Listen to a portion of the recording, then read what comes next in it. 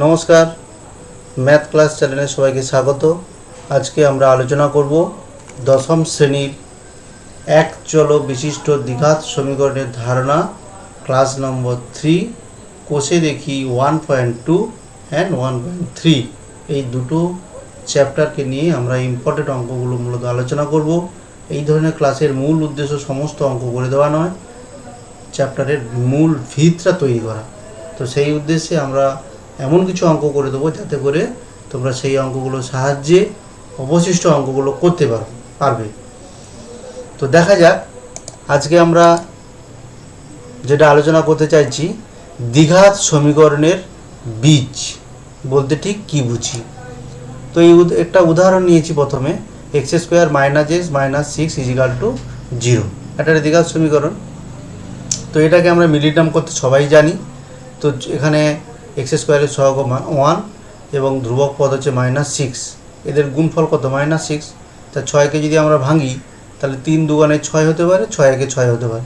কিন্তু দেখো, লক্ষ্য করো, গুণফলের চিহ্নটা যেহেতু 1 আর -6 গুণফল যেহেতু মাইনাস দিয়ে আসছে, তাই যে মধ্যম পদের সহগটাকে আমাকে বিয়োগ করে মিলাতে হবে। তাহলে মধ্যম পদের সহগ কত হচ্ছে 1, তাই আমরা এখানে 3 বিযুক্ত 2 করব। ক্লিয়ার? তাহলে 3 বিযুক্ত 2 করলে -3 + 2 হবে। তাই উৎপাদকটা লিখেছি এখানে x - 3 x + 2 = 0। তোমরা অটোমেটিক্যালি এই জিনিসটা লিখতে শিখে গেছো ক্লাস 8-এ কীভাবে লিখতে হয়, তবুও আমি সংক্ষিপ্তভাবে বললাম। তাহলে যেহেতু দেখো এবারে দুটো উৎপাদকের গুণফল 0 হয়েছে, তাহলে অবশ্যই একটা উৎপাদক 0 হতে হবে। তাহলে যদি x - 3 = 0 হয় তাহলে কী হবে, x = 3। আর যদি x + 2 = 0 হয় তাহলে x = -2। এটা নিয়ে আশা করছি কারোর দ্বিমত নেই। তাহলে এই সমীকরণের চল ছিল x, তার উত্তর বা সমাধানটা x = 3 হতে পারে, -2 হতে পারে। ক্লিয়ার? এই যে উত্তরগুলো অর্থাৎ 3 আর -2, এটাকেই আমরা বলছি 1 নম্বর সমীকরণের বীজ। তাহলে সহজ কথায় বীজ বলতে কী বুঝলাম, একটা সমীকরণের সমাধান করব, সেই সমাধান ফলগুলোকেই বলা হবে ওই সমীকরণের বীজ। তাহলে এখানে 3 এবং -2 এই সংখ্যা দুটোকে বলা হবে 1 নম্বর সমীকরণের বীজ। আশা করছি এরকম সমীকরণের বীজ বলতে তোমরা বুঝে গেলে। এইবারে ধরো একটা সংখ্যা আলফা, এটাকে বলা হয় আলফা। মাউসটার দিকে লক্ষ্য রাখবে পর থেকে। এই যে সংখ্যাটাকে বলা হচ্ছে আলফা, ঠিক আছে? এই আলফাটা কি এই দ্বিঘাত সমীকরণের বীজ হতে পারে? হবে যদি এক্সের জায়গায় আলফা বসাচ্ছি, তাহলে কী হবে, a² + b² + c = 0 হয়। তাহলে কি বুঝলাম আমরা, একটা সংখ্যা আলফা এই দ্বিঘাত সমীকরণের বীজ হবে কিনা তখনই হবে যদি আলফাটা চলর জায়গায় আলফা বসিয়ে দেবো, এক্সের জায়গায় সোজা কথায় আলফা বসিয়ে দেবো। এখানে চলটা এক্স আছে, তাহলে এক্সের জায়গায় আলফা বসিয়ে কী হবে, তাহলে a² + b² + c = 0 লিখেছি এখানটায়। অর্থাৎ বাম দিকটা হবে a² + b² + c। ঠিক আছে? এই মানটা যদি ডান দিকে 0 আছে তার সঙ্গে যদি সমান হয়, তখনই আমরা বলবো আলফাটা এই দ্বিঘাত সমীকরণের বীজ। কী বুঝলাম আরেকবার রিপিট করছি, একটা সংখ্যা আলফা এই দ্বিঘাত সমীকরণের বীজ হবে যদি আলফাটা এই দ্বিঘাত সমীকরণকে সিদ্ধ করে। অর্থাৎ চলর জায়গায় যদি আলফাটা বসিয়ে দেই, তাহলে বাম দিক সমান চিহ্নের বাম দিক আর ডান দিক যদি সমান হয়, ডান দিক তো 0 আছে, তাহলে বাম দিকটাকে এক্সের জায়গায় আলফা বসাবো, বসিয়ে সরল করব। সরল ফলটা যদি 0-এর সঙ্গে সমান হয়, তখনই আমরা বলবো ওই আলফাটা যে দ্বিঘাত সমীকরণ দেওয়া ছিল তার বীজ। ক্লিয়ার হলো? এইবারে তাহলে আমরা বীজ বলতে ঠিক কী বুঝলাম না, একটা ax² + bx + c একটা দ্বিঘাত বহুপদী সংখ্যামালা। তোমরা সংখ্যামালা কাকে বলে 9-এ শিখেছো। এইরকম টাইপের যেগুলো লেখা থাকে সেগুলোকে সংখ্যা কী বলে, বহুপদী সংখ্যামালা বলা হয়। তাহলে এই বহুপদী সংখ্যামালা = 0 হলে কী হবে, সমীকরণ হয়ে যাবে। তার ওই জন্য বলা হচ্ছে এই বহুপদী সংখ্যামালার জিরোগুলো, 0 মানে কি, 0 বলতে 0 নয়, এই বহুপদী সংখ্যামালা = 0 বলে একটা সমীকরণ দাঁড়াবে। সেই সমীকরণের সমাধানগুলোকেই বলা হয় ওই বহুপদী সংখ্যামালার 0। ঠিক আছে? তাহলে এই যে x square plus b x plus c equal to zero এই দ্বিঘাত সমীকরণের বীজ হবে। কি বুঝলাম তাহলে? X square plus b x plus c, যেখানে এ বি সি হচ্ছে একটা বাস্তব সংখ্যা, a not equal to zero, এগুলো আমি আগে বলেছি, এই জন্য এগুলো আর বলছি না। এই দ্বিঘাত বহুপদী সংখ্যামালার শূন্যগুলো, শূন্য মানে এই পলিনোমিয়াল বা বহুপদী সংখ্যামালা ইজিক্যাল টু জিরো করলে এটা দ্বিঘাত সমীকরণ হবে। শূন্য বলতে বোঝায় যে যে মানগুলো এই পলিনোমিয়ালটাকে সিদ্ধ করে। সোজা কথা, এই ইজিক্যাল টু জিরো করে সমীকরণের উত্তরগুলোটাই হবে বীজ। ক্লিয়ার? এখানে এ এক্স স্কোয়ার হবে, তাহলে এই দ্বিঘাত সমীকরণের যেটা বীজ সেটাই সমীকরণের যে বীজ নয়, এই দ্বিঘাত সমীকরণের যেটা সমাধান করলে যেটা পাবো সেটাকেই বলা হচ্ছে এই সমীকরণের বীজ, বা সহজ কথা এই পলিনোমিয়ালের যেটা জিরো সেটাই হলো এই দ্বিঘাত সমীকরণের বীজ। ক্লিয়ার? এবারে আমরা কোষে দেখি 1.2 যেগুলো আছে সেগুলো আমরা একটু আলোচনা করে দিচ্ছি, একটু মন দিয়ে শুনবে। প্রদত্ত মানগুলো দ্বিঘাত সমীকরণের বীজ কিনা যাচাই করি। অর্থাৎ একটা দ্বিঘাত সমীকরণ দেওয়া আছে, এক্স এর মান 1 এবং -1, বলছে 1 আর -1 কি বীজ হতে পারে? আমরা একটু আগে বলছিলাম আলফা যদি সমীকরণটার বীজ হয় তাহলে আলফাটাকে বাম দিকে বসাবো, বসিয়ে সরল ফল হবে, দেখবো ডান দিকের মানের সঙ্গে সমান হচ্ছে কিনা। যদি হয় তখন বলি আলফাটা এই সমীকরণের বীজ, আমরা একটু আগে বলছিলাম। তাহলে সেই যুক্তিটা এখানে কাজে রাখবো। তাহলে 1 এবং -1টা আলাদা আলাদা করে এবার বসাবো, এই সমীকরণটার বাম দিকে একবার 1 বসাবো, দেখবো ডান দিকটা 0 আছে বলে জিরোর সঙ্গে সমান হচ্ছে কিনা, অর্থাৎ বাম পক্ষ ডান পক্ষ সমান হচ্ছে কিনা। আবার আলাদা করে এক্সের জায়গায় -1 বসাবো, বাম পক্ষ ডান পক্ষ সরল করে দেখবো সমান হচ্ছে কিনা। যদি সমান হয় তখন বলবো যে এগুলো এই সমীকরণের বীজ, আদারওয়াইজ নয়। ঠিক আছে? তাহলে আমি উত্তর দেওয়ার চেষ্টা করছি। সমীকরণটা দেওয়া আছে, 1 নম্বর সমীকরণের বাম পক্ষে আমরা 1 -1 বসাচ্ছি, বসিয়ে দেখি। আমি প্রথমে 1 বসিয়েছি, তাহলে এক্সের জায়গায় 1 বসালাম, যেখানে যেখানে এক্স সেখানে সেখানে 1 বসালাম, বসিয়ে বাম পক্ষটা সরল করছি, সরল করে 3 হচ্ছে, কিন্তু ডান দিকে কে আছে? 0 আছে। তাহলে বাম পক্ষ আর ডান পক্ষ সমান হলো না, তাহলে 1টাকে আমরা কখনোই এই সমীকরণের বীজ বলতে পারি না। একই রকমভাবে -1 বসাবে এই সমীকরণের বাম দিকে, আমি বসিয়ে দেখিয়েছি, দেখানো হলো, দেখিয়ে দেখা গেলো বাম পক্ষে 1 আসছে, কিন্তু ডান দিকে তো সমীকরণের 0 আছে, তাহলে এক্ষেত্রেও বাম পক্ষ ডান পক্ষ সমান হচ্ছে না, তাহলে -1টাও এই সমীকরণের বীজ হতে পারে না। লেখা আছে, কমপ্লিট বুঝতে পারলে। একই রকমভাবে আর একটা প্রশ্ন নিয়েছি, এটা নেওয়ার দরকার ছিল না, শুধু রুট ফুট দিয়ে আছে বলে জাস্ট অনেকে ভয় করবে তাই নিলাম। প্রশ্ন করেছে এটা কি, এই যে দুটো মান -√3 আর 2√3 কি এই সমীকরণটার বীজ? তো উত্তরটা তো একই রকম হবে। সোজা কথা, এটাকে যদি মনে মনে ভাবে আলফা হয়, তাহলে এটা আমার বসিয়ে দেখবো বাম দিক ডান দিক সমান হচ্ছে কিনা। আলাদা করে এটাও এই যে 2√3 এই সমীকরণ বাম দিক ডান দিক বসিয়ে দেখবো, যদি সমান হয়, জাস্ট একটু আগে যেভাবে অঙ্ক করলাম। তো আমি এখানে সমীকরণটা টুকেছি, x² -√3x -6 = 0। একই রকমভাবে বাম পক্ষে -√3 বসাচ্ছি, যেখানে যেখানে x সেখানে সেখানে -√3 বসানো হলো, তাহলে x এর জায়গায় -√3 হোল স্কোয়ার, -√3 x এর জায়গায় আমরা -√3 লিখেছি, -6 ছিল বলে -6 লিখেছি। এবার দুটো √3 মানে দুটো মাইনাস গুণ করলে তো প্লাস হচ্ছে, দুটো √3 গুণ করলে কী হয়? একই সংখ্যার বর্গমূল দুবার গুণ করলে সেই সংখ্যায় হয়, তাহলে দুটো √3 গুণ করলে 3 হয়। তো একই রকমভাবে দুটো √3 গুণ করলে 3 হয়, মাইনাসে মাঝে প্লাস হয়েছে, -6 = 0 হয়েছে। দেখো ডান দিকটাও 0 ছিল, তার মানে কি বুঝলাম? -√3টা এই সমীকরণটাকে সিদ্ধ করেছে, অর্থাৎ বাম পক্ষ ডান পক্ষ সমান হয়েছে। তাহলে কি বলবো? -√3 ওই সমীকরণের একটা বীজ। কেমন? আবার 2√3 বসানো হচ্ছে এই সমীকরণে, একই রকমভাবে বসানো হচ্ছে, বাম দিক ডান দিক সমান হচ্ছে কিনা দেখি। দেখা যাচ্ছে যে এখানেও 0 হচ্ছে, মানে বাম পক্ষটা সরল করে 0 হচ্ছে, ডান দিকটাতে 0ই আছে। তাহলে এখানে দেখতে পাচ্ছি যে একসঙ্গে লিখে দিয়েছি, এই জন্য x এর মান -√3 বা x এর মান 2√3 যাই বুঝাই না কেন, এই দুটো মানই একসঙ্গে সমীকরণটাকে সিদ্ধ করছে। তাই আমরা বলবো -√3 এবং 2√3 এই যে সমীকরণটা দেওয়া ছিল সেই সমীকরণটার বীজ। ক্লিয়ার? এই সংক্রান্ত যে কোনো প্রশ্নের উত্তর এইভাবে আমরা দেবো, আর রিপিট করবো না এই টাইপের প্রশ্নগুলোকে। এবারে দেখো, এই প্রশ্নটা মাধ্যমিকে এসেছিল এবং বহুবার বিভিন্ন স্কুলে পড়েছে। তো এটা আমাদের প্রয়োগ 13 পেজ নাম্বার 9 এটা করতে দেওয়া আছে। তো স্বাভাবিক এই অঙ্কটা আমরা অনেকেই পারি না, তাই আমি করে দিচ্ছি। মাধ্যমিকেও দেখলাম এসেছিল, খুব ইম্পর্টেন্ট অঙ্ক। এই টাইপের প্রশ্নগুলো বইয়ে কিছু করে দেওয়া আছে, সেখানে সেই অঙ্কগুলো দেখবে। এটা একটু অন্যরকম করতে হবে বলে আমি করে দিলাম। তো প্রশ্নটা টুকেছি যেটা দেওয়া ছিল। এবার লক্ষ্য করো, আমি বিটাকে এই পদটার সঙ্গে রেখেছি, এটাকে এই পদের সঙ্গে রেখেছি। কেন রেখেছি একটু পরে বুঝতে পারবে।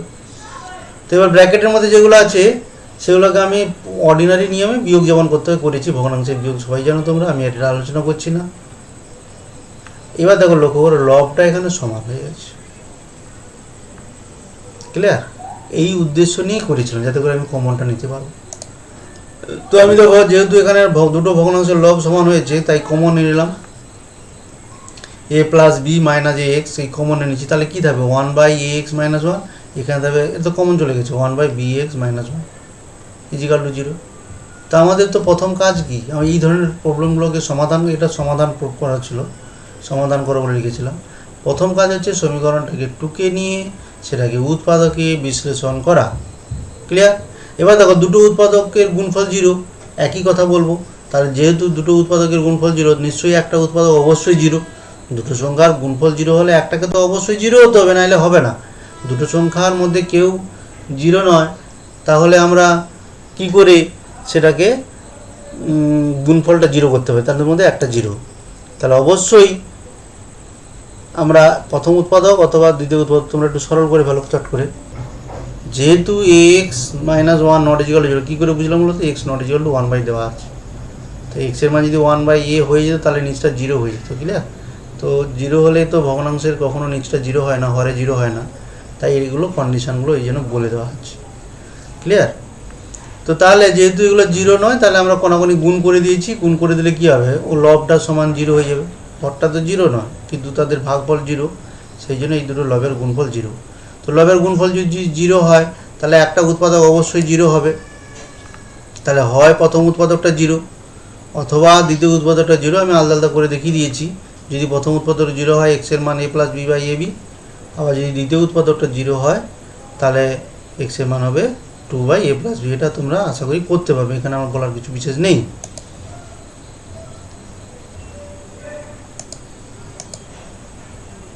নেক্সট যে অঙ্কটা, কে এর কোন মানের জন্য একটা দ্বিঘাত সমীকরণ দেওয়া আছে, 7x² + kx - 3 = 0। দ্বিঘাত সমীকরণের একটা বীজ 2/3 হবে। নোট করো। অর্থাৎ এই সমীকরণে কে এর মানটা আমাদের অজানা। কে এর কোন মান বসালে এই সমীকরণের একটা বীজ, সোজা কথা, এই সমীকরণ সমাধান করলে x এর মান 2/3 হবে। প্রশ্নটা আশা করছি বোঝাতে পারছি। এখন এই ধরনের সমস্যার সমাধান আমরা এই চ্যাপ্টারের শেষের দিকে কয়েকটা অঙ্ক জেনে গেলে, কয়েকটা নিয়ম জেনে গেলে, তাহলে আমরা অন্যভাবে খুব সহজে করতে পারবো। কিন্তু এই অধ্যায়ে যেহেতু বীজদ্বয়ের সমষ্টি, বীজদ্বয়ের গুণফল ইত্যাদি এই সূত্রগুলো আমরা শিখিনি, যদি তোমরা কেউ অনেকে অ্যাডভান্স শিখে যাও, তাহলে তোমরা সেই নিয়মটাই দিয়ে করবে। বীজদ্বয়ের সমষ্টি বলে একটা সূত্র আছে, বীজদ্বয়ের গুণফল বলে একটা সূত্র আছে, সেটা দিয়ে করলে খুব সহজে এটার মান পাওয়া যাবে, এর মানটা তখন পাওয়া যাবে। তো আমি এই অঙ্কটা আমাদের যেহেতু প্রথমের দিকে চ্যাপ্টার আছে, সেই নিয়মেই করছি। তাহলে যেহেতু 2/3 একটা সমীকরণের বীজ, তাহলে কি বলছি, যে যদি 2/3 বীজ হয়, তাহলে 2/3টা সমীকরণের বাম দিকে বসালে যা হবে ডান দিকটার সঙ্গে সমান হবে, হয় কি না? অর্থাৎ সোজা কথা সিদ্ধ করবে।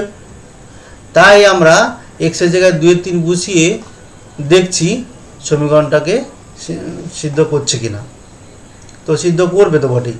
এক্সের জায়গায় 2/3 বসালে = 0, অর্থাৎ যেখানে যেখানে এক্স সেখানে সেখানে 2/3 বসিয়েছি, = 0। যেহেতু বলেই দিয়েছে 2/3 একটা বীজ হবে, তাই অর্থাৎ বাম পক্ষ আর ডান পক্ষ দুটো সমান হবেই, হতে বাধ্য। তাহলে এখান থেকে আমরা সমাধান করে জাস্ট এটাকে সলভ করা হয়েছে। কে এর মানটা বের করবো, কেটাকে বাম দিকে রেখে কে এর মানটা বের করে দিয়েছি। ক্লিয়ার? ঠিক আছে? এটাকে অন্য একটা উপায় কিন্তু করা যেত, সেটা আমরা পরের একটা চ্যাপ্টার ক্লাস করব, সেই চ্যাপ্টারে আমরা বলে দেবো কীভাবে করা যায়।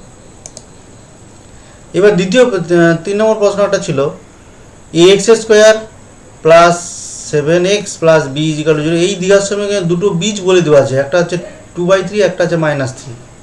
তাহলে এ আর বির মানটা অজানা, এই এ আর বির মান বলতে হবে, অর্থাৎ এ আর বির মান কত হলে এই এর সমাধান করলে একটা উত্তর হবে 2/3 আর একটা উত্তর হবে -3, সোজা কথা হলো এটা। ঠিক আছে, এর বির মান বের করতে হবে। এটাও আমরা বলেছি পরের দিকে বীজদ্বয়ের সমষ্টি আর বীজদ্বয়ের গুণফল, এই সূত্রটা যদি জেনে থাকো তোমরা, আমাদের পরের চ্যাপ্টারে আছে, এই এক চল বিশিষ্ট দ্বিঘাত সমীকরণের পরে একটা চ্যাপ্টার আছে, তাহলে সেই নিয়মে করলে সহজ হবে। কিন্তু যেহেতু এই চ্যাপ্টারে দিয়েছে, তো আমরা এই চ্যাপ্টারের নিয়ম অনুসারেই কাজটা করব। তাহলে কি লিখব, যেহেতু 2/3 আর -3 একটা বীজ সমীকরণে, তাহলে কি 2/3 দ্বারাও সমীকরণটাকে সিদ্ধ করবে, অর্থাৎ বাম পক্ষ ডান পক্ষ সমান হবে। আর এক্সের জায়গায় যদি -3 বসাই, তাহলেও বাম পক্ষ ডান পক্ষ সমান হবে। দেখো 2/3 বসিয়েছি, বসিয়ে সমান 0, এটা সিদ্ধ করেছি, তাহলে এ আর বি দিয়ে একটা সমীকরণ পাবো। এটা দেখো হরটাকে আমি তোলার জন্য জাস্ট বোথ সাইড মানে লবে সবাই 9 দ্বারা গুণ করে দিচ্ছি, গুণ করে দিয়ে একটু সরল করেছি, মানে ধ্রুবক পদটাকে ডান দিকে রেখেছি, দিয়ে নাম্বারিং করেছি। এবার একই রকম যেহেতু -3ও একটা বীজ, তাহলে এক্সের জায়গায় -3 বসিয়ে সেটা সমীকরণকে সিদ্ধ হবেই, যেহেতু বলে দিচ্ছে বীজ, তাহলে সিদ্ধ হতেই হবে। তাই এখান থেকেও একটা সমীকরণ পেয়েছি, এখানে জাস্ট 9 দিয়ে গুণ করে দিয়েছি, গুণ করে দিয়ে এটা পেয়েছি। 9 দিয়ে গুণ করলাম কেন না, এখানে 9b আছে, এখানে -9b দরকার, ঠিক আছে, তাই এই দুটোকে যোগ করলে 9bটা কেটে যাবে বলে আমি এটা করেছি। এই জন্য 2 আর 4 যোগ করে দিয়েছি, যোগ করে জাস্ট তোমরা 2 নম্বর আর 3 নম্বরটাকে অপনয়ন পদ্ধতিতে সমাধান করবে, ক্লাস 9-এ অপনয়ন পদ্ধতি আছে। তো এই জন্য আমি এখানে 9 দিয়ে গুণ করে দিলাম। এবার যোগ 2 আর 4 যেই যোগ করে দিয়েছে, বিটা আউট হয়ে গেছে, তার আমাদের এ দিয়ে একটা সমীকরণ পেয়ে গেলাম, সহজে এর মান পেয়ে গেলাম। যেই এর মান পেয়ে গেলাম, সঙ্গে সঙ্গে আমি হয় 3 বা 2, এখানে 3 নম্বরে আমি বসিয়েছি সুবিধা হবে বলে, বসিয়ে বির মানটা পেয়ে গেলাম। ক্লিয়ার? তবে এটা আবার এবার বলছি, এটা অন্য নিয়মে সহজে করা যাবে, আমি এই নিয়মে এই চ্যাপ্টারে দিয়েছি বলে এই নিয়মে করলাম। এবার দেখো কিছু সমাধান করে দেয়। এই চ্যাপ্টারটা কিন্তু খুব ইম্পর্টেন্ট চ্যাপ্টার। এই চ্যাপ্টার থেকে প্রায় প্রতি বছর মাধ্যমিকে একটা করে অঙ্ক অন্তত আমি দেখেছি, তোমরা ভালো করে প্রশ্নগুলো দেখবে বিগত বছর থেকে। তো এই চ্যাপ্টার থেকেই প্রচুর অঙ্ক দেয়, এই সমাধান করো বলে একটা অঙ্ক দিবেই। তো আশা করছি করে দেওয়া অঙ্কগুলোর মধ্যে থেকে একটা দেয়। তো অনেক সময় সহজ দেখেও দেয়, বেশিরভাগ অঙ্ক যেগুলো আমি বলে দিচ্ছি কোনগুলো পরীক্ষা আছে। তো এই ধরনের অঙ্কগুলো কীভাবে করবে, অ্যাকচুয়ালি যারা একটু মেরিটেড স্টুডেন্ট তারা করে নিতে পারবে। জাস্ট স্কোয়ারগুলো এখানে একটা 1 কোথায় ছিল, তো এখানে এই স্কোয়ারগুলোকে ভেঙে দিবে। তো এখানে 1 ছিল, এখানেও 1 ছিল, ঠিক আছে, এখানে 1 ছিল, কোনো কারণে মিসিং হয়েছে লেখাটা। তো যাই হোক, আমি স্কোয়ারটা ভেঙে দিয়েছি, হোল স্কোয়ারের সূত্র square plus 2a plus b square, এই সূত্র ভেঙে দিয়েছি। একই রকমের এটাকে ভেঙে দিয়েছি, ডান দিকটা যা ছিল তাই লিখেছি। এবার জাস্ট বাম দিকটাকে সরল টল করে নিয়ে এসেছি, এক্সের মান নিলাম +-3। কেন না, 9-এর বর্গমূল হবে, তো x সমান 9-এর বর্গমূল, বর্গমূল মানেই দুটো মান নিতে হবে, একটা প্লাস দিয়ে একটা মাইনাস দিয়ে। তো সেই কারণে +-3 নিলাম। উত্তরটা x সমান কত হলো, +3 হতে পারে অথবা -3 হতে পারে। এইভাবে দুটো উত্তরকে একসঙ্গে লিখলে +-3 বলা হয়, ঠিক আছে। তো তোমরা মনে রাখবে, যত ঘাতের সমীকরণ এটা দ্বিঘাতের সমীকরণ বলে উত্তরটা কিন্তু ততগুলোই আসবে। এবার দেখো এই অঙ্কটাও দেখেছি, কিচ্ছু নয়, এমনি অর্ডিনারি, জাস্ট বাম দিক যোগ করবে, কোনাকুনি গুণ করে উত্তর হয়ে যাবে।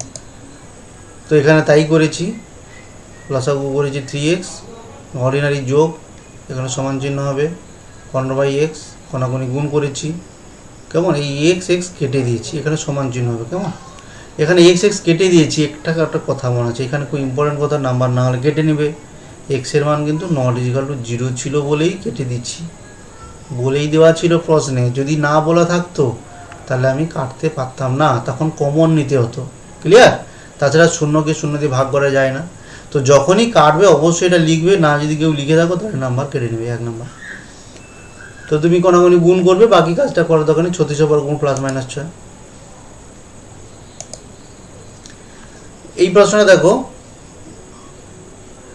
এখানেও অর্ডিনারি আমরা যোগ করেছি, যেমন যোগ করতে এখানে x-6 ছিল, তো অর্ডিনারি যেমন যোগ করতে x-2 আর x-6 লসাগু লিখেছি, যেমন এই লসাগুটাকে ভাগ করে গুণ করতে করেছি, একই রকম এখানেও করেছি, করে উপরটা গুণ করেছি, করে কোনাকুনি গুণ টুন করা হয়েছে, একই রকম দুটো উৎপাদক আসছে। একটা উৎপাদক, এখানে তিনটা উৎপাদক আছে, 2 তো আর কখনো 0 হতে পারে না। তাহলে হয় x 0 অথবা এই প্রথম বন্ধনীর মধ্যে যেটা আছে সেটা 0। তাহলে যদি x 0 হয় তো x 0 হয়ে গেল, আর না হলে এটা 0, 3x - 2 = 0। তাহলে এখান থেকে আমরা x এর মান পেয়ে যাব 2/3। তাহলে দুটো উত্তর হয়ে গেল, x = 0 আর একটা হলো 2/3। এই অঙ্কটাও অনেক সময় দেখেছি পরীক্ষা আসতে, সেই জন্য করে দিলাম। অনেকে কী করে ABCD দেখে এগুলো ভয় পায়, এটা এই অঙ্কগুলোর মধ্যে কিছুই নেই। তো জাস্ট কোনাকুনি গুণ করব, বাম দিক ডান দিক কোনাকুনি গুণ করেছি। কোনাকুনি গুণ যেটা আমরা জানি, মানে এই পাশের লবের সঙ্গে এই পাশের হর, একই রকম হবে এই পাশের লবের সঙ্গে এদিকে হর। অর্ডিনারি জাস্ট গুণের নিয়ম অনুসারে গুণ করেছি, যেগুলো কেটে কমেছে, দাগ যেগুলো দিয়েছি সেগুলো মানে কেটে কমে গেছে। কেমন? যেমন ACX, এখানে ACX, BDX, এদিকে BDX, এগুলো হিসাব থেকে বাদ দিয়ে দিচ্ছি। দেওয়ার পরে x স্কোয়ারগুলোকে একদিকে নিয়েছি, বাকিগুলোকে নিয়েছি একদিকে। তাহলে x স্কোয়ারের মান এলো এটা। এবার দেখো দুটোর মান একই হয়েছিল, কেটে দেওয়া হয়েছে। কেমন? তো x স্কোয়ার মান তাহলে 1 হলো, x = ±1। এই কন্ডিশনগুলো আছে বলে আমরা এইরকম কাটাকাটিগুলো করতে পেরেছি। এই অঙ্কটাও অনেক সময় মাধ্যমিকে আসতে আমি দেখেছি, তাই করে দিলাম। কিছু নেই অঙ্কটার মধ্যে, প্লেন যোগ করবে, অর্ডিনারি ভগ্নাংশের যোগ, x + 1 আর x এর লসাগু, তো ওটাই হবে গুণফল। যেমন অর্ডিনারি গুণ করতে হয় করলে। পূর্ণটাকে আমরা ভেঙে দিচ্ছি, 12 × 24 = 25/12। ক্লিয়ার? এইবার দেখো এখানে হোল স্কোয়ারটাকে ভেঙে দিয়েছি, 12-র সঙ্গে এই লবের গুণ হবে, ওই 12 ইন্টু এই পুরোটাকে ভেঙে দিয়েছি। আর 25-এর সঙ্গে এই পুরোটার গুণ হবে, এই পুরোটা গুণ করলে কি হয়, এই গণনা লিখেছি x² + x। তাহলে গিয়েছে জাস্ট এবার গুণ করে সরল টরল করে উৎপাদক হয়েছে, দুটো উৎপাদক 0, তার মানে একটা 0। এই কথাগুলো বারবার বলছি আর বলছি না। তাই x এর মান -4 হতে পারে, x এর মান 3ও হতে পারে। এই অঙ্কটাও ইম্পর্টেন্ট, পরীক্ষা আসতে দেখেছি। তো এখানেও একই রকম, অর্ডিনারি জাস্ট যোগ করতে হবে। অর্ডিনারি যোগ করেছি, লসাগু করেছি 2 আর x + 1 এখানে লিখেছি, আর এখানে অর্ডিনারি যোগ 3 x + 1 আর 6 লসাগু লিখেছি 6 × x + 1। এবারে অর্ডিনারি যোগ তো করলাম, এবারে কেটে দিয়েছি x + 1 কেটে দিয়েছি। কেন? এখানে বলে দিচ্ছি x ≠ -1। অর্থাৎ কাটার আগে দেখতে হবে এটা কি 0 কি হতে পারে। 0 যদি হতে পারে সোজা কথা কাটতে পারবো না, প্রশ্নে এগুলো বলে দেওয়া আছে, তাই আমি কেটে দিয়েছি। তার সত্ত্বেও পাশে লিখে দিয়েছি, তোমরা লিখে দেবে। তো এইবারে কাটাকুটি হওয়ার পরে এবারে কোনাকুনি যেমন গুণ করতে করবে, যেমন 2 3 6, এখানে 6টা কেটে 3 লিখেছি। কেমন? তারপরে জাস্ট কোনাকুনি গুণ করে দেবে। তো কোনাকুনি আমি গুণ করে দিয়েছি। আচ্ছা, এখানে একটু সরল করার পর পরের লাইনে কোনাকুনি গুণ করেছি, করার পরে x² যেগুলো সরল টরল করে লিখেছি, এইটা সরল ফলটা আমার এইটা আসছে। তোমরা একটু সরল করবে, না হলে আমার স্ক্রিনটা বন্ধ করে দেখে নেবে। এবার x কমন গেল, x কমন নেওয়ার পরে x + 7 = 0। তাহলে x এর মান 0 হতে পারে অথবা -7ও হতে পারে। যেহেতু দুটো উৎপাদকের গুণফল 0, তাই x মান 0 হতে পারে অথবা -7 হতে পারে।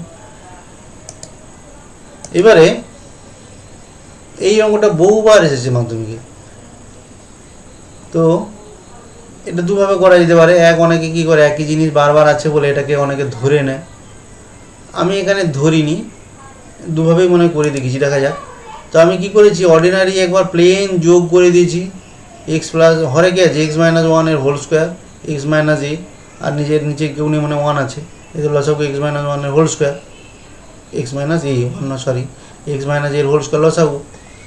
তো লসাগু করে অর্ডিনারি যেমন যোগ করতে হয় আগে করে দিয়েছি। এবার দেখো কোনাকুনি গুণ করেছি, তাহলে এটা তো 0-র সঙ্গে গুণ হলে 0 হয়ে যাবে। তাই এই লবটাকে সরল করে যেটা পেয়েছি সেটা সমান 0 লিখেছি, কারণ x - 1 এর হোল স্কোয়ার 0-র সঙ্গে গুণ করতে 0 হবে, তাই লিখে দিয়েছি। কেমন? এবার লক্ষ্য করো, এখানে দেখো একটা সূত্র ব্যবহার করি, x + a R x - a গুণ করলে কিন্তু x² - a²। যেখানে সূত্র ব্যবহার করা যায় সেখানে সূত্রটা ব্যবহার করেছি, পরে সরল করেছি, সেটা এলো। এবার এটাকে আমরা উৎপাদকে বিশ্লেষণ করব। আচ্ছা, এখানে কাটাকাটি করা যাচ্ছে, 2 দিয়ে সবগুলোকে কাটাকাটি করা যায় বলে তো 2 দিয়ে সব পদগুলোকে 2 দিয়ে ভাগ করে দিয়েছি, তাহলে একটু সহজ আকারে সরল আকারে চলে এলো। এবারে যেমন উৎপাদক 1 আর 6 এর গুণফল 6, তার 6কে এমন গুণফলের চিহ্ন কিন্তু প্লাস, তাহলে 6কে আমরা ভাঙবো 3 × 6 যাতে করে 5 হয়, তাহলে 5কে লিখবো 3 + 2। তাহলে এখানে মাইনাস আছে বলে -3x - 2x লিখেছি। এভাবে তোমরা জানো, মিলিয়ন টার্মটা আমরা বলছি না। তাহলে কি দুটো উৎপাদক সমান 0, অথবা x এর মান 2 হতে পারে, x এর মান 3ও হতে পারে। এগুলো কিন্তু তোমরা আমার কষা দেখে করবে না, তোমরা নিজের হাতে নাতে আগে করবে, তারপরে প্রয়োজন হলে আমার এটা ভিডিওটা চালিয়ে দেখবে আরেকবার। ঠিক আছে, ভিডিওটা অফ করে মানে অফ করে তোমরা প্লেটা অফ করে তোমরা আগে নিজেরা করবে, তারপরে না পারলে দেখবে। দ্বিতীয় পদ্ধতি করেছি এরকম, ওই যে বললাম না যে এটার মান কেউ অনেকে ধরে নেয়। তো আমি এটাকে জেড বা কিছু ধরে নিই, ধরো এটা জেড যদি ধরি তাহলে জেড স্কোয়ার, এটাকে জেড বলেছি তাহলে 5z + 6 = 0 হয়ে গেল। কেমন? তাহলে তখন অঙ্কটা কীরকম হবে না, ওই যে জেড স্কোয়ার - 5z + 6 = 0 হয়ে যাবে। এবার এটাকে উৎপাদক বিশ্লেষণ করলাম, তাহলে জেড সমান 3 হতে পারে, জেড সমান 2 হতে পারে, কিন্তু জেড তো ছিল না, জেড তো আমরা ধরেছি। তাহলে জেডের জায়গায় কি না x + a, x - a = 3। এবারে কোনাগুনি গুণ করব, করে x এর মান পেয়ে যাব। একই রকম জেড সমান যদি 2 হয়, তাহলে জেডের জায়গায় আবার মানটা বসিয়েছি যেটা আমরা ধরেছিলাম, কোনাগুনি গুণ করলাম, x এর মানটা পেয়ে গেলাম। তাহলে x এর মান 2a 3, যা যেটা সুবিধা হয় সেই পদ্ধতিটাই প্রয়োগ করবে। ঠিক আছে, এগুলো খুব ইম্পর্ট্যান্ট। অনেক সময় কম্পিটিশান পরীক্ষাতেও এই ধরনের অঙ্কগুলো দেখেছি। ফিউচারে কম্পিটিশান পরীক্ষার জন্য কিছু ম্যাথ করালে আমরা দেখাবো এই ধরনের অঙ্কগুলো কীভাবে করতে হয়। তো এখানে লক্ষ্য করো, এদের ডিফারেন্স x - 1 এর পরেই x - 2 হয়, মানে এদের পার্থক্যটা এক আছে। x - 1 আর x - 1 আর x - 2, x - 1টা বড়, এদের মধ্যে পার্থক্য এক, প্রত্যেকের ক্ষেত্রে পার্থক্য এক আছে, লক্ষ্য করো। ঠিক আছে, সেই জন্য একটাকে আমরা লিখব এদের বিয়োগ আকারে, প্রতি ক্ষেত্রেই একটাকে লিখব এদের বিয়োগ আকারে। ক্লিয়ার? ঠিক আছে, তাহলে এই যে এক ছিল, এককে লিখেছি এদের বিয়োগ আকারে, কারণ এদের পার্থক্যটা তো এক। কেন করছি? ভাগটা করতে পারবো, আমরা বিচ্ছেদ নিয়ম অনুসারে ভাগ করতে পারবো। ভাগ করলে কত, এটা বাই লবের একটা পদ x - 1 পুরোটা, আর সেকেন্ড বাই x - 2 পুরোটা, করলে কি কাটাকাটি হয়ে যাবে। x - 1 এই পুরোটা যখন করবো, x - 1 কেটে যাবে, 1/x - 2 থাকবে। ঠিক একই রকম x - 2 যখন পুরোটা করবো, x - 2টা কেটে গেলে 1/x - 1 থেকে যাবে। ক্লিয়ার? এইভাবে আমি বাকিগুলো লিখেছি। এবার লক্ষ্য করো, কেটে যাচ্ছে, কে কেটে যাচ্ছে লক্ষ্য করে দেখিনি। x - 3 লক্ষ্য করে, এখানেও 1/x - 3 আছে, কেমন? এখানে 1/x - 2, এখানে 1 - x - 2, এটা কাটা হয়নি, কাটা হয়ে যাবে। ক্লিয়ার? দেখো 1/x - 2, এখানেও আছে 1 - x - 2। ক্লিয়ার? কেটে যাবে, কেটে গেলে যেটা থাকবে কি, এখানে থাকবে 1/x - 4, এখানে হবে 1/x - 2 = 1-এর ছোট ডান দিকে ছিল। তাহলে দেখো ছিল একটা অনেকটা বড়, তাই এখানে যদি অর্ডিনারি যোগ করতাম তাহলে কিন্তু পুরো ফেঁসে যেতাম। ঠিক আছে, এইটা একটু ভালো করে মনে রাখবে সবাই। এরপরে বাকিটা কিছু না, বাকিটা এবার অর্ডিনারি যোগ করে কোনাকুনি গুণ করে সরল ফর্ম পেলাম। এটাকে এবার উৎপাদক বিশ্লেষণ করলাম, আমি মুখোমুখি উৎপাদক বিশ্লেষণ করে দিয়েছি। 7 দোকানে 14, বিয়োগে মিলাতে হবে, তাই 7 বিযুক্ত 5কে লিখেছি 7 বিযুক্ত 2, যেহেতু মাইনাস আছে তাহলে -7 + 2, x এর মান হয়ে গেল। নেক্সট, এটাও পরীক্ষায় আসে বা বিভিন্ন স্কুলের প্রশ্ন দেখেছি, প্রশ্নবিচিত্রা বা যাদের বইগুলোতে দেখতে হবে এই ধরনের অঙ্কগুলো। তো আমরা কিভাবে করব, এই যে 2c/x - c, c-কে লিখে 2c-কে লিখে c যুক্ত c, c যুক্ত c/x - c, তাহলে এবার বিচ্ছেদ করো, c/x - c, আর দুটো c ছিল তো, c/x - c দুটোভাবেই লিখলাম। এইবারে একটাকে আমি পাশে নিয়ে চলে গেলাম, বিটাকে পাশে নিয়ে চলে এসেছি। কেন নিয়ে এসেছি একটু পরে বলছি।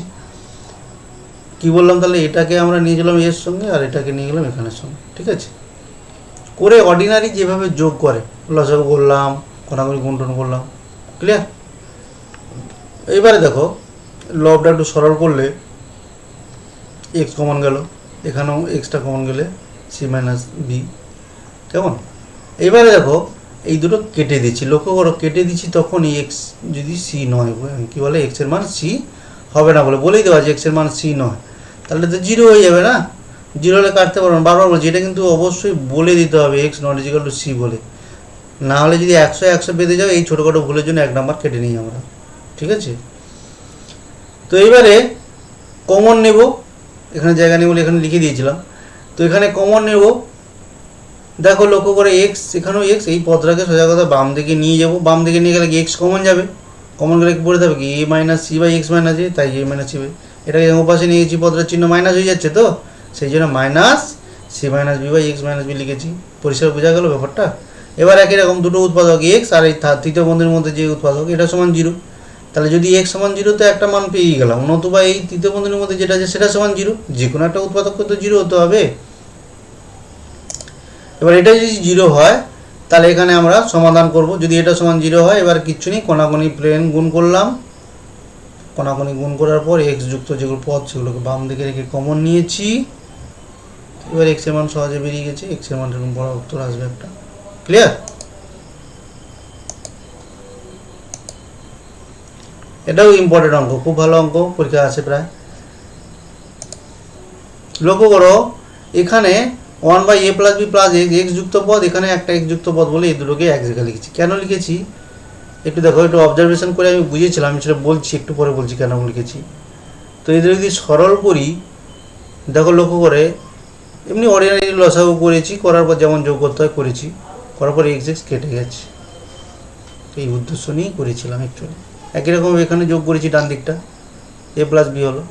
এবার এক্স এক্স কেটে যাওয়ার ফলে আমার অনেকটা সুবিধা হয়ে গেছে, এবং উপরে এ প্লাস বি হয়েছে সরল ফলটা মাইনাস এ প্লাস বি, আর এখানে এ plus B A plus B A plus B উৎপাদকটা কেটে দিলাম।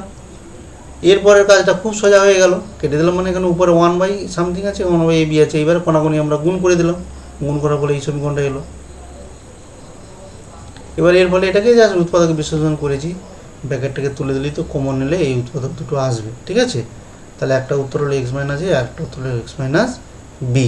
এখানে কম উৎপাদকটা কমন হলো, এখানে এ প্লাস বি আছে বি, তোমরা যদি এই মুখোমুখি না করতে পারো তাহলে ব্র্যাকেটটা তুলে দিবে, দেওয়ার পর এক্স কমন নেবে আবার তবে দেখবে এই উৎপাদকটা চলে আসবে। এই অঙ্কটাও খুব ইম্পর্টেন্ট। এই চ্যাপ্টারে এই কয়েকটা অঙ্ক যেগুলো ইম্পর্টেন্ট বলছি, এইগুলো কিন্তু মাধ্যমিকে প্রায় এসেছে, 3 নম্বরের অঙ্ক হিসাবে এসেছে। তো আমরা এখানেও লক্ষ্য করে এই দুটোকে সরল করবো, এই দুটোকে সরল করবো, এই দুটোকে সরল করছি। অর্ডিনারি এক্স আর এক্স প্লাস বি লসাগু কেমন, এখানে এক্স এক্স কেটে গেছে, এই জন্য এই দুটোকে রেখেছিলাম। একটু অবজারভেশনের ব্যাপার হয় অঙ্কগুলো করতে গেলে, একই রকমভাবে এখানেও। এবার দেখো কাটাকুটি করার উপরে বি আছে, এর বি আছে, তাহলে বিবিও কেটে দেবো, তার মানে 1/a থাকবে 1/a থাকবে 1/a প্লাস বি যেটা আছে আর কি। এবারে জাস্ট 1/, কোনাকুনি গুণ করে দেবো বজ্রগুণন নিয়ম অনুযায়ী, এটাকে বজ্রগুণন বলিস, ও লব আর পাশে হওয়ার এ পাশে লব আর হওয়ার। ক্লিয়ার? এটা পেয়ে গেলাম। এবারে আমরা এটাকে উৎপাদকে বিশ্লেষণ করছি, উৎপাদক বিশ্লেষণ করার নিয়ম অনুসারেই করা হয়েছে। তাহলে বিকে লিখবো এই দুটো উৎপাদকের সাহায্যে, যদি এখানে 1 আছে তাহলে 1 আর এই দুটো উৎপাদক তো গুণ করতে হয়, তাহলে এই দুটো উৎপাদকের সাহায্যে বি করতে হয়, তাই আমি এ প্লাস বি থেকে এ বাদ দিলে বি কী বলে বি হয়ে যায়। উৎপাদক বিশ্লেষণ করলাম, এই দুটো উৎপাদক এলো, তাহলে হয় এক্স মাইনাস এর সমান 0, নতুবা এটা সমান 0 হবে, তাহলে এক্সের মান এ অথবা এটা। ক্লিয়ার? এবারে দেখো কিছু আমাদের ভাষার অঙ্ক দেওয়া থাকে, সেই অঙ্কগুলো একটু ছোট করে বলে দিচ্ছি।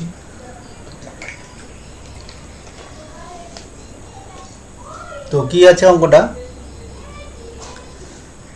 এই অঙ্কগুলো আছে অল্টারনেটিভ হিসেবে দেয়, একটা সমাধান করো বলে দেয়, আর একটা দেয় এরকম ভাষা দিয়ে দেয়, আমাদের সমীকরণ গঠন করে সমাধান করতে হয়। আমরা সাধারণত এই ভাষার অঙ্কগুলোকে অ্যাভয়েড করি, যেহেতু অল্টারনেটিভ হিসেবে থাকে। ইদানিং অবশ্য প্রশ্নের একটু প্যাটার্ন পাল্টে দিয়েছে, তো সেই কারণে আর এরকম অল্টারনেটিভ পাই না, বাধ্য হয়ে আমাদের এইরকম ভাষার অঙ্ক অনেক সময় করতে হতে পারে।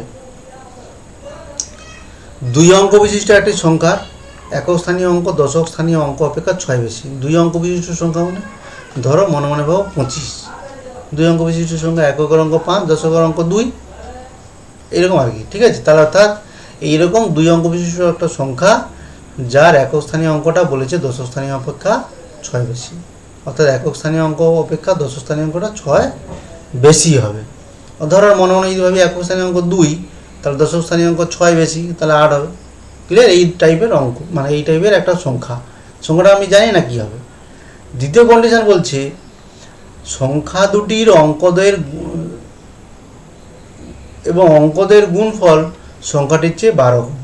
অর্থাৎ যে এককের অঙ্ক আর দশকের অঙ্ক বললে তাদের গুণ করলে সেই গুণফলটা সংখ্যাটার থেকে 12 কম হবে। যে আমি যে উদাহরণটা নিয়েছিলাম, একর অঙ্ক 2 হলো, দশকের অঙ্ক তাহলে 8, তাহলে সংখ্যাটাকে 82 থেকে সংখ্যাদের গুণফল 12 কম হবে। জাস্ট আমি জানি না 2 আর 8 হবে কিনা, আমি জাস্ট বোঝানোর জন্য বললাম 2 আর।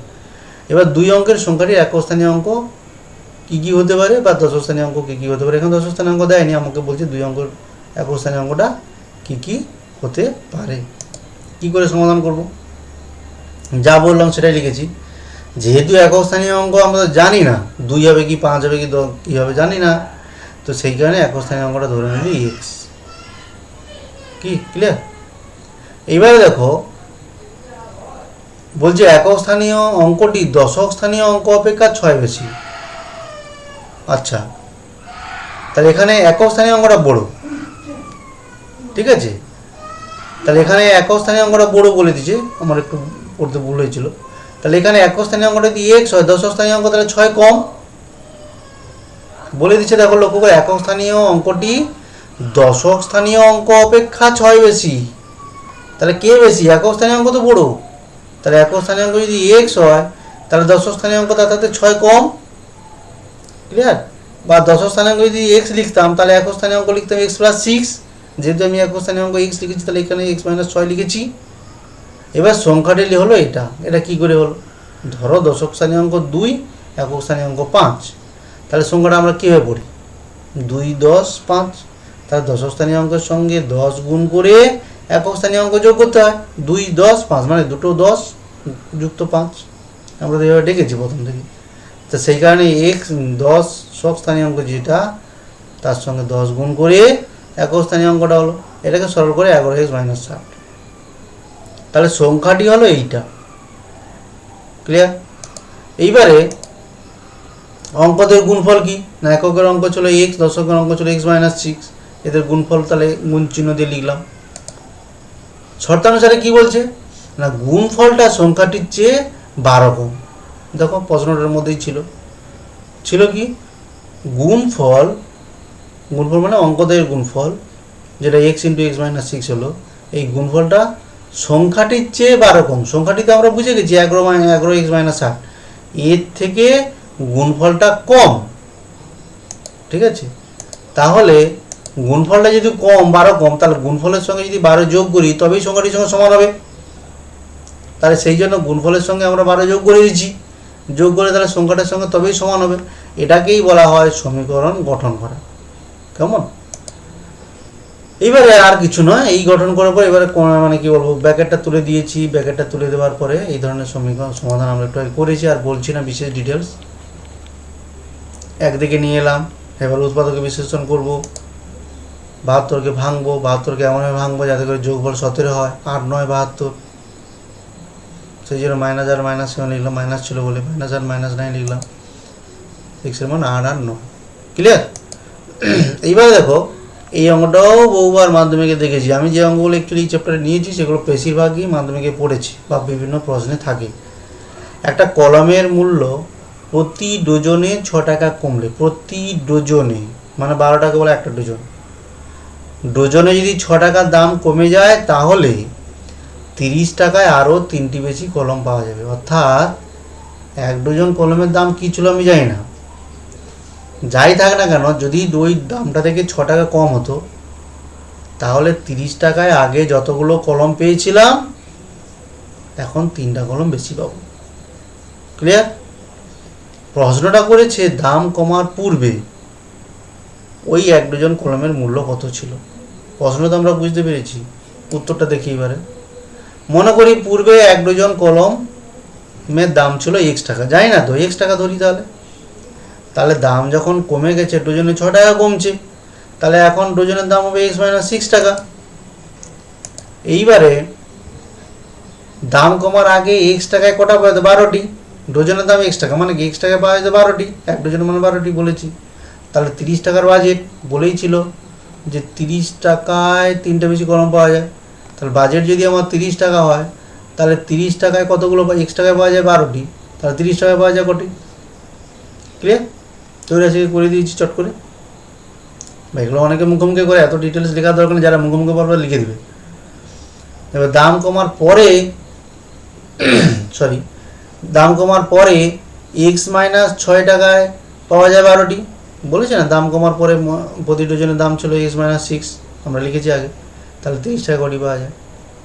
তাহলে এখন বলছে কি, এখন আগে পাওয়া যেত এইগুলো, এখন পাওয়া যাচ্ছে এইগুলো, এখন তো বেশি পাওয়া যাচ্ছে। তাহলে এইটা থেকে এইটার বিয়োগফল নিশ্চয়ই 3 হবে, বলেই দিয়েছিল যে এখন 3টি বেশি পাওয়া যায়। তাই আমরা সমীকরণটা লিখেছি এদের বিয়োগফল 3। এখন যেহেতু বেশি পাওয়া যায়, তাহলে এখন যেটা পাওয়া যাচ্ছে আর আগে যেটা পাওয়া যেত তাদের বিয়োগফল 3 হবে। এইবারে এটাকে সমাধান করেছি। সমাধান করতে গেলে লসাগু করতে হবে। সে লসাগু করার আগে দেখো এখানে কমন গিয়েছে বলে 12 × 30 কমন গেছে বলে কমনটা নিয়ে নিচ্ছি। তাহলে 1/x - 6 1/x = 3 হলো।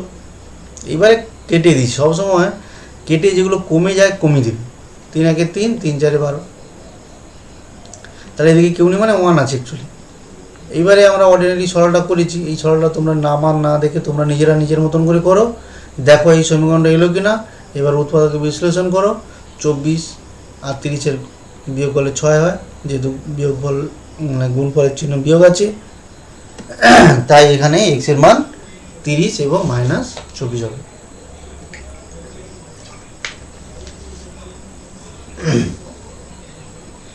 সরি, এবারে দেখো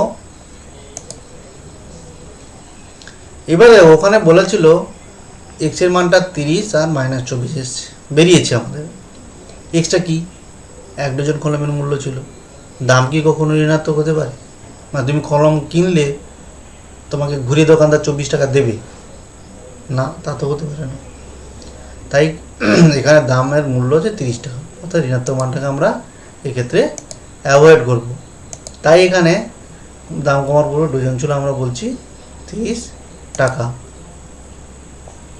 এবারে দুটি ধনাত্মক অখণ্ড সংখ্যার অঙ্ক অন্তর 3, তাদের বর্গের সমষ্টি 170। সংখ্যা দুটি কী কী?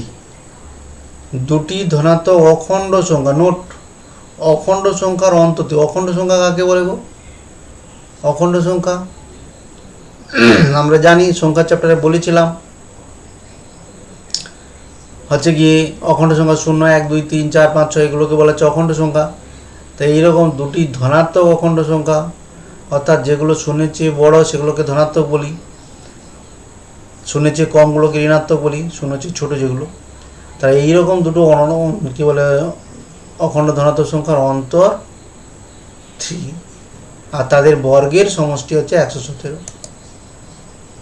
ধরা যাক বড় সংখ্যাটি এক্স, বড় অখণ্ড সংখ্যাটি এক্স, তাদের অন্তর 3 হবে, তাহলে ছোটো সংখ্যাটা 3 কম। ক্লিয়ার? সংখ্যা দুটো জেনে গেলাম। এবার তাদের বর্গের সমষ্টি, তারা বর্গ করব। প্রথম সংখ্যাটার বর্গ করলে x², দ্বিতীয় সংখ্যাটার বর্গ করলে x - 3²। এদের সমষ্টি মানে যোগফল সমান 117 হবে। সেই কারণে আমি সমীকরণটা লিখে দিচ্ছি x² + এটা সমান 117। বোঝা গেল?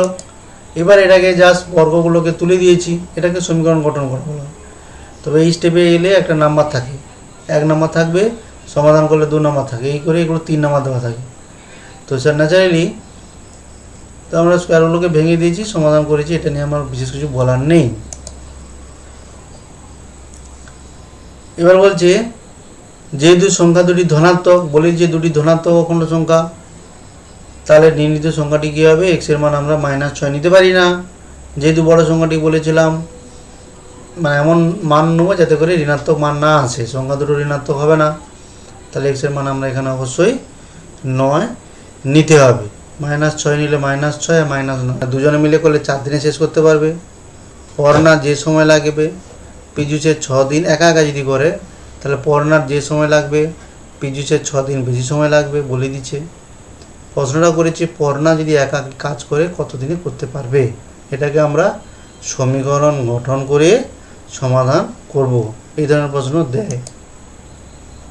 আমি জানি না পড়না একা কত দিনে করতে পারবে, ধরে নিচ্ছি এক্স দিনে করতে পারবে, মানে কি এক্স দিনে করে পুরো কাজ। আর পিজুস বলে দিচ্ছে তার 6 দিন বেশি সময় লাগে, তাহলে পিজুসের নিশ্চয়ই x+6 দিন লাগবে, মানে পিজুস একা যদি কাজটা করে x+6 দিনে কাজটা করে ফেলবে। পুরো কাজটা এক অংশ ধরে নিতে হয় আমাদের। তাহলে এক্স দিনে পড় না করে এক অংশ, যেহেতু পুরো কাজটা এক্স দিনে করে পড় না, তাহলে একদিনে করে 1/x অংশ। একই রকমভাবে পিজুসও এক্স প্লাস 6 দিনে যেহেতু পুরো কাজটা করে, তাহলে একদিনে করে 1/x প্লাস 6 অংশ। এবারে দুজনে যদি একদিনে করতে চায়, তাহলে পিজু যতটা করে আর পড়না যত করে যদি যোগফল হবে, তাই যোগ করেছি। পিজু যত পড়না একদিনে করে কত, পিজু যত পড়না এরকম 4 দিনে কতটা করবে, ইন্টু 4, যা কাজ করে ইন্টু 4। প্রশ্নের মধ্যে বলে দেওয়া ছিল 4 দিনে পুরো কাজ করে পড়নার পিজুস, তাহলে এই যে কাজটা 4 দিনে মিলে যে কাজটা করলো, এটা নিশ্চয়ই পুরো কাজের সঙ্গে সমান হবে। আর পুরো কাজটা কত ধরেছি আমরা, 1 ধরেছি, তাহলে এই কাজটা ইজিক্যাল টু 1, দ্যাট ইজ এটাকেই বলা হচ্ছে সমীকরণ হয়ে গেল। এবার এটাকে অর্ডিনারি যোগ যেমন করতে হয় সমাধান, লসাগু করে কোনাকুনি গুণ করে দিই। এটার মধ্যে আর বিশেষ কিছু নেই, লসাগু করেছি, কোনাকুনি গুণ, দুটো ফ্যাক্টর এলো, এক্সের মান 6 মাইনাস 4। যেহেতু দিন সংখ্যা কি ঋণাত্মক হয়, হতে পারে না, বাস্তবে দিন সংখ্যা কী করে ঋণাত্মক হয়, তাই আমরা উত্তরটা নেব 6 দিনে পড়না পুরো কাজটি করতে পারবে। আর যদি পিজুস হয়, তাহলে তার জন্য এক্স প্লাস 6 মানে 6 4 10, এক্স প্লাস 6 হতো, মানে 12 দিন হতো। এইবারে প্রয়োগ 9, পেজ নাম্বার 12, ক্লাস 10-এর বই। তোমরা এই অঙ্কটা ভালো করে দেখবে, এটাও আমি দেখেছি ইম্পর্টেন্ট অঙ্ক, যেহেতু বইয়ে করে দেওয়া আছে তাই আমি এটা করে দিচ্ছি না, ভালো করে বুঝে দেখবে। এবার কিছু শর্ট প্রশ্ন দেখো, এই ধরনের শর্ট প্রশ্ন পরীক্ষায় আসে এবং সাধারণত সমস্যা হয়। এবার বইয়ে তো উত্তর আছে, তোমরা বলবে কোনটা হ্যাঁ না এরকম তো বললেই হয়, কিন্তু আসল রহস্যটা কি সেই কারণে বুঝিয়ে দেওয়ার জন্য এই ধরনের প্রশ্ন বেছে বেছে কিছু তুলেছি। এই সমীকরণটার বীজ কি হতে পারে, বইয়ে অনেকগুলো অপশান দেওয়া আছে, আমরা মূল লজিকটা বুঝি। এখন এইরকম প্রশ্ন যদি দেয়, তাহলে দেখো এক্সের মান কি 0 হতে পারে, যদি 0 হয় তাহলে তো ইনভ্যালিড হয়ে যাবে। প্রশ্নের মধ্যে নিচে এক্স আছে, মানে যদি এক্স 0 হয়ে যায় তাহলে এই পাশটা তো মানে কী বলবো, অসংজ্ঞাত হয়ে যাবে। তাহলে এখানে অবশ্যই এক্স নট ইকুয়াল টু 0 আমাদের ধরে নিতে হবে। প্রশ্নের মধ্যে যেহেতু এটা ছিল, আমরা কিন্তু নিজে থেকে লিখিনি। হতে পারে এমন প্রশ্নটা ছিল একরকম, আমরা প্রয়োজনের মধ্যে এক্স দিয়ে ভাগ ডাক করে দিয়ে এরকম চলে এসছে, সেক্ষেত্রে কিন্তু বিপদ, সেক্ষেত্রে এক্স 0 কি 0, কিন্তু প্রশ্নের মধ্যে প্রশ্নকর্তা এইভাবে লিখেছে মানে ধরে নিতে হচ্ছে আমাদের এক্স নট ইকুয়াল টু 0, তার মানে কাটাকাটি করে দিতে পারি। তাহলে উত্তরটা কি হবে, এক্স সমান 6। এইবার দেখো এই ধরনের প্রশ্ন আর একটা থাকে, এক্স স্কোয়ার সমান 6x, এই সমীকরণের বীজ কী হতে পারে। তুমি বলবে স্যার এটা আর এটা তো একই প্রশ্ন হয়ে গেল, না, ওখানে কিন্তু প্রশ্নকর্তা এক্স নিচে রেখেছিল, হরে লিখেছিল, তাই আমরা ধরে নিলাম এক্স নট ইকুয়াল টু 0। তো এটাকে আমরা এই প্রশ্নকর্তা এইভাবে দিয়েছি, তাই একদিকে নিয়ে এক্স কমন নিলাম, তাহলে এখানে দুটো উৎপাদক বেরোলো, তাহলে হয় এক্স সমান 0, নাহলে এক্স সমান এটা সমাধান করলে যেটা 6। ঠিক আছে, অর্থাৎ এক্সের মান 0 হতে পারে, 6 হতে পারে, কিন্তু আগের অঙ্গে এক্সের মান কোনো মতেই 0 না, তাহলে এই দিকটা অসংজ্ঞাত হয়ে যাবে। ঠিক আছে, এই জন্য হবে না। দ্বিতীয় প্রশ্ন, এই সমীকরণের একটা বীজ 1 হলে এর মান নির্ণয় করো। তো এইগুলো বলেছি, এই ধরনের প্রশ্নগুলো আমরা পরের চ্যাপ্টার দিয়ে করলে খুব সহজে করতে পারবো ঠিকই। যেহেতু এই চ্যাপ্টারে এই অঙ্কটা দিয়েছে, তাই আমরা এই চ্যাপ্টারের নিয়ম অনুসারে করছি, বারবার কিন্তু বলছি। কোনো মাস্টারমশাই হয়তো বলবে অন্য নিয়মে শর্টকাট করে দিয়েছে, বলবে তাহলে কি স্যার ঠিক করালো না, হয়তো এরকম মনে হওয়ার কোনো কারণ নেই, আমরা পরের চ্যাপ্টারে আবার অন্যভাবে করে দেবো। এই সমীকরণে একটা বীজ 1, তাহলে যেহেতু বীজ 1, তাহলে 1 দ্বারা স্যাটিসফাই হবে, মানে সিদ্ধ করবে, সোজা কথা। তাহলে এক্সের জায়গায় 1 বসিয়ে দেবো, বাম দিক ডান দিক সমান হবে। এই যে বাম দিকটা সলভ করেছি, ইজিক্যাল টু 0 হবে, তাহলে এই মান -4। এই ধরনের অঙ্ক আমরা বড় প্রশ্ন হিসেবে করে নিয়েছি, না করলেও হতো, তাহলেও করে দিলাম। একই প্রশ্ন, এই সমীকরণে একটি বীজ 2 হলে অপর বীজটি কত।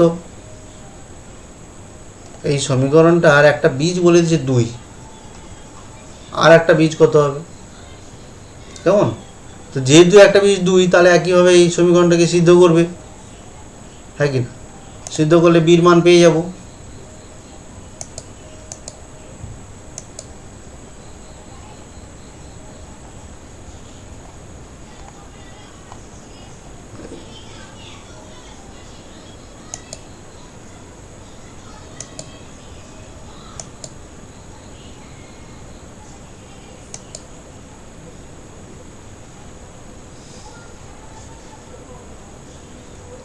আচ্ছা, যাই হোক, ওই অঙ্কটা আমাদের এখান থেকে পেজ থেকে হারিয়ে গেছে কোনো কারণে।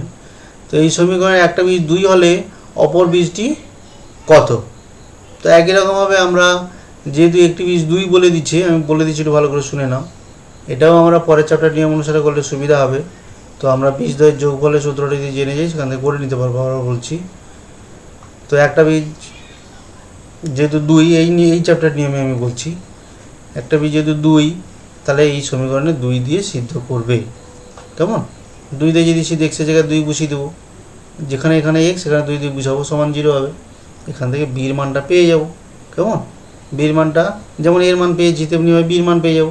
তাহলে একটা বির মানটা বসিয়ে দিলে একটা সমীকরণ দাঁড়িয়ে যাবে, দ্বিঘাত সমীকরণ হয়ে যাবে। সেটাকে সমাধান করলে দুটো উত্তর পাবে। তার মধ্যে একটা উত্তর তো 2 আছে, আসবে, আর একটা উত্তর যেটা আসবে সেটা বলবে। আর অন্য চ্যাপ্টারের নিয়ম অনুসারে করলে সেটা একটু সহজ হয়ে যাবে। বীজদ্বয়ের গুণফল এখানে একটা সূত্র আছে, বীজদ্বয়ের গুণফলটা এখানে 6 হবে। তাহলে একটা বীজ যদি 2 হয়, তাও অপর বীজটা আমরা বুঝেই গেছি কত হবে, 3 হবে। অর্থাৎ এই অঙ্কগুলো তুড়ি মেরে মুখে মুখে উত্তর দেওয়া যাবে একটু পরের চ্যাপ্টারের নিয়ম অনুসারে করলে।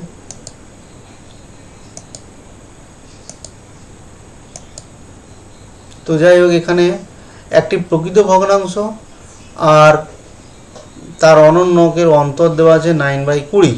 সমীকরণটা কি লিখতে বলেছে ভালো করে শোনো। একটা প্রকৃত ভগ্নাংশ আর তার অনন্যক, এদের বিয়োগফল করলে 9/20 হবে। প্রকৃত ভগ্নাংশ কাকে বলে? যার লব ছোট হর বড়, তাই তো? যেমন 1/2, 2/3, 5/6, এই টাইপের যে ভগ্নাংশগুলো। তার অনন্যক, অনন্যক বলে কি? লব হর চেঞ্জ করে দিলে যেটা হয় সেটাকে অনন্যক বলি।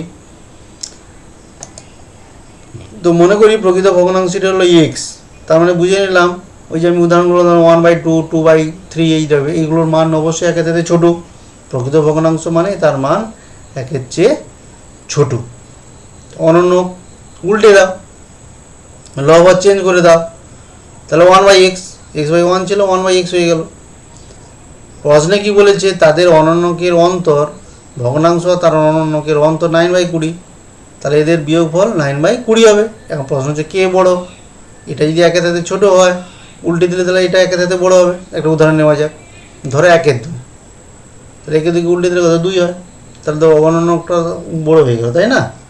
তাহলে এই জন্য 1/x বিযুক্ত এক্সের বিয়োগফলটা 9/20 লিখলাম, বলেই দিচ্ছিল অন্তর 9/20। এইবার আর কিছু নেই, এবার সমীকরণ এখানে এই হলো উত্তরটা। আমি এখানে সমাধান করার জন্য মনে হয় করে ফেলেছিলাম। তো তোমরা বলেছে প্রশ্নের সমীকরণটা লিখো, তাহলে তোমরা সমীকরণটা এটাই লিখে দেবে। যদি মনে হয় একটু সরল করে এটা লিখতে পারো। ক্লিয়ার? তো যাই হোক, এতক্ষণ তোমরা ধৈর্য ধরে শুনেছো এবং আশা করবো যে অঙ্কগুলো করে দেইনি সেগুলো তোমরা প্র্যাকটিস করবে এবং আমার হোয়াটসঅ্যাপ নাম্বারে পাঠাবে। তাহলে আমি বুঝতে পারবো তোমরা কতখানি নিচ্ছ বা কীভাবে আমাকে সহযোগিতা করছো, বা তোমরা আদৌ পাচ্ছ কি না। বা তোমাদের যদি মনে হয় কোনো কমেন্ট করার দরকার আছে, অবশ্যই তোমাদের সুচিন্তিত মতামতের জন্য অপেক্ষায় থাকলাম। ভালো লাগলে অবশ্যই লাইক করবে, শেয়ার করবে বন্ধুদের, অবশ্যই চ্যানেলটা সাবস্ক্রাইব করে রাখবে। যখনই চ্যানেলটা আমরা কোনো চ্যাপ্টার আপডেট করব তখনই যাতে তোমরা সঙ্গে সঙ্গে পেয়ে যাও, সেই কারণে মূলত বলে রাখছি সাবস্ক্রাইবটা করবে। এতক্ষণ আমাদের সঙ্গে থাকার জন্য অবশ্যই অনেক অনেক ধন্যবাদ।